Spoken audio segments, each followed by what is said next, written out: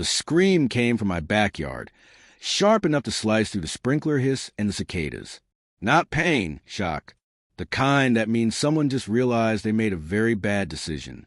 I vaulted off the deck and ran, heart already pounding like it knew the ending before I did. Beyond the hedges, past the cedar fence, something thrashed in the earth. A flashlight beam jittered, then a voice I recognized too well. Marlene Kessler, president of the Briar Ridge Homeowners Association, shouted my name like it was a summons. 10 minutes earlier, my life had been normal. Burgers on the grill, my daughter inside finishing homework. The fence, my fence, quiet, intact, and very clearly marked with NO trespassing signs. I'd installed the pit last year after coyotes started testing the yard. Legal, permitted, inspected, boring. Marlene had never liked boring. She appeared at the fence line, cold and furious, clipboard tucked on her arm like a weapon. "You can't have this," she'd said earlier that afternoon, tapping the cedar slats. Article 7, visual uniformity. I told her Article 7 didn't exist. I told her the city had approved everything. I told her to leave. She smiled the way people do when they think rules are magic words. Now she was waist-deep in my pit, one heel snapped, flashlight dangling by its strap. The ladder was 3 feet away, intentionally so. Coyotes don't climb ladders. "What were you doing on my property?" I asked, keeping my voice calm. The grill sizzled behind me. "Normal life." Still try and pretend. "You booby-trapped your yard," she snapped, scrambling, clipboard gone. I was conducting an inspection. After hours, I crouched, keeping my hands visible. Over my fence, she glared up at me, eyes wild. "You were warned." That was Marlene's gift, turning her trespass into my crime. Sirens wailed in the distance. Someone must have called it in. Maybe her. Maybe a neighbor who finally got tired of the show. As the red-blue lights washed over the fence, Marlene's confidence returned. She straightened as much as the pit allowed. "This won't end well for you," she said. "I know people." I looked down at her, then at the posted signs, the inspection tags on the pit cover, the security camera blinking patiently from the eave.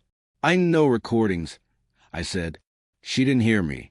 Or maybe she did, and that was the moment the danger stopped being obvious. The police report was clean. Trespass. Minor injury. No charges. For either of us. Marlene left on a stretcher, already dictating her version into her phone. I thought that would be the end of it. It wasn't. 2 days later, a certified letter arrived. Notice of violation. Unauthorized excavation. Hazardous conditions. Daily fines. Attached was a photocopy of Article 7, complete with letterhead, and a signature that looked like it had been traced. I didn't call a lawyer right away. I did what I always do. I read.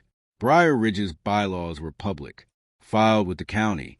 I pulled the originals, line by line, cross-reference amendments, scanned meeting minutes. Article 7 didn't exist. Neither did the signature authority on the letter. That's when I noticed the pattern. Marlene had been issuing violations like this for years. Quiet ones. Settled ones.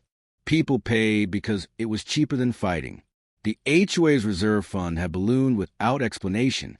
Vendors listed that no one remembered hiring. I knocked on doors. Not aggressively. Politely. Retired couples. Single parents. A veteran who kept immaculate roses and still got fined for improper shade of red. Every story ended the same way. Marlene said she had the authority. Marlene said court would be worse. I set quiet traps. Public records requests. Bank statements. A call to the former HOA treasurer, who'd resigned suddenly and moved to Arizona. He hesitated, then emailed me a spreadsheet at midnight with one line highlighted. Consulting fees. They all went to the same LLC. Marlene's maiden name. The next HOA meeting was scheduled for Thursday. Public, mandatory quorum. Marlene loved the stage. So did I when the lights were bright enough. I prepared evidence the way you prepare a meal you don't want to rush. Screenshots, certified copies, video clips from my security cameras showing her climbing the fence, measuring tape in hand, muttering about setting precedent. On Wednesday night, someone tried to access my cloud storage. Failed attempt. Then another. Marlene wasn't careful anymore. I backed everything up, printed duplicates, slipped a flash drive into my jacket pocket. When I tucked my daughter in, she asked if the mean lady was going to be mad again. Maybe, I said, but not for long. Outside, a car idled across the street. Headlights off, engine low. The conspiracy wasn't big, but it was practiced, and it was about to be very, very public. The clubhouse smelled like burnt coffee and carpet cleaner. Folding chairs scraped as neighbors settled in. Marlene stood at the front, immaculate as ever, gavel poised, smile polished the crowd. "Let's begin," she said, tapping once. First item, ongoing violations. She didn't look at me when she said my name. I raised my hand anyway. Point of order. Size. Eye rolls. Marlene's smile tightened. "You'll have your turn." "I'm invoking it now," I said, standing, calm, audible, regarding the authenticity of Article 7. A murmur rippled through the room. Marlene laughed lightly. "We've been over this." "Have we?" I clicked the remote. The projector flickered to life. County filings. Highlighted text. No Article 7. Then bank statements. Red circles. Dates. Amounts. Marlene's color drained by degrees. "You're misrepresenting," she began. I switched to the video. Night vision. Her heels on my fence. The fall. The clipboard flipping end over end. Gasps. Someone laughed, then stopped.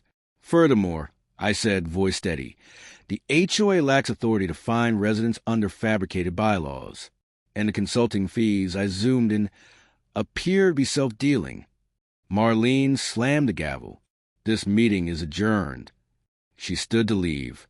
That's when the door opened. 2 detectives. Plain clothes. Badges out. Actually, one said, "We'd like to ask a few questions." Marlene's composure shattered. She pointed at me. "He set me up." He dug a pit. "Permitted pit," the detective said, glancing at his notes. We checked. The room buzzed. Phones were out. The president, unraveling in real time. Marlene lunged for projector cord. I stepped back. The screen froze on her LLC name, crisp and undeniable. The arrest wasn't dramatic. No cuffs in front of the kids. Just a quiet request and a woman who finally ran out of rules to hide behind. As she passed me, she hissed, "This isn't over." I met her eyes. "For you? It is." Applause broke out. Hesitant at first, then loud. Years of small humiliations released in a single sound.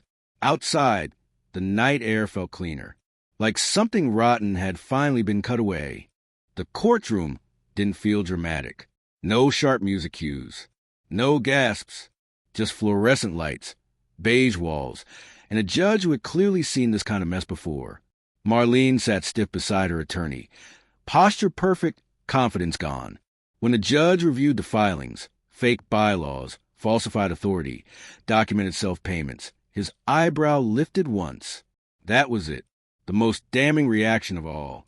"So," he said calmly, flipping a page, "you trespass onto private property to enforce a rule that does not exist, then sue the homeowner after injuring yourself?" Marlene opened her mouth, closed it. A few people in the gallery snorted. The judge didn't smile, but his tone softened into something almost amused.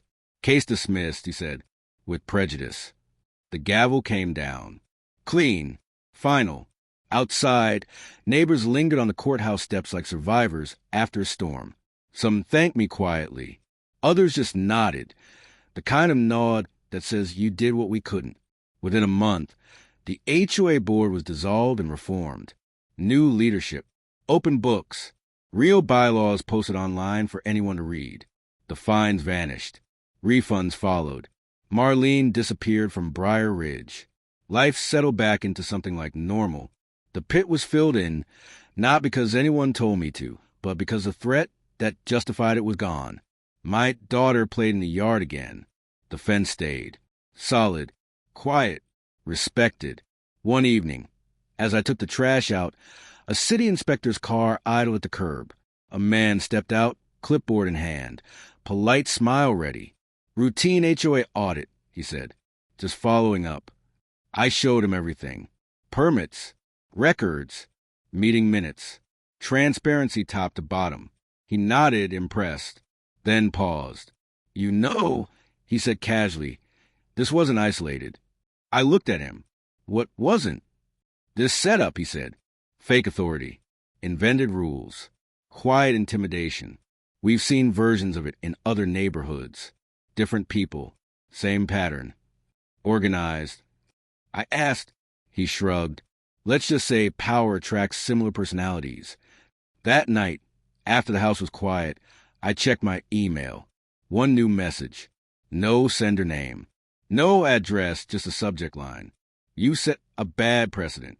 No body text. No links. I stared at it for a long moment, then deleted it, emptied the trash, shut the laptop. Outside, the porch light hummed softly over the fence. My fence. Untouched. Unchallenged. Somewhere, someone else was probably climbing another boundary, testing how far authority could stretch before it snapped. But not here. Not anymore.